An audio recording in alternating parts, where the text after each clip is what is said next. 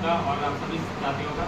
मैं यहाँ पे सर से बहुत पहले से जानता हूँ और वाकई में जो ऑर्बिट है ना, वाकई में एकदम ज़बरदस्त है।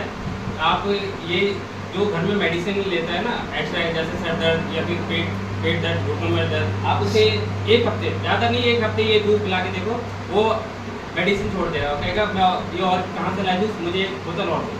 वाकई में इसमें इतना दम है जो मैंने मेरे पहले मैं लैब टेक्नीशियन था, एज मैं अभी बैंकिंग प्रोफाइल में हूँ और मैं एज ASM हूँ। न्यू जॉब है इसलिए मैं थोड़ा सा अवॉइड कर दिया था तैयारी की थी, इसलिए फिर मैंने इसलिए इसको मैंने ज़्यादा ज़रूरी नहीं समझा। तो मैंने अपनी जो करियर था, करियर भी मुझे बनाना था, तो इसलिए मैं अब एज अच्छी पोस्ट पे हूँ मैं, और एज बैंकिंग प्रोफाइल में ASM हूँ। Thank you so much. और आज मैं चीज़ लेकर पाया और हर चीज़, हाँ मैं एक चीज़ बताना चाहूँगा, हर चीज़ मेरी 2 है, तो मैं दुबई भी 2 बार जाऊँगा।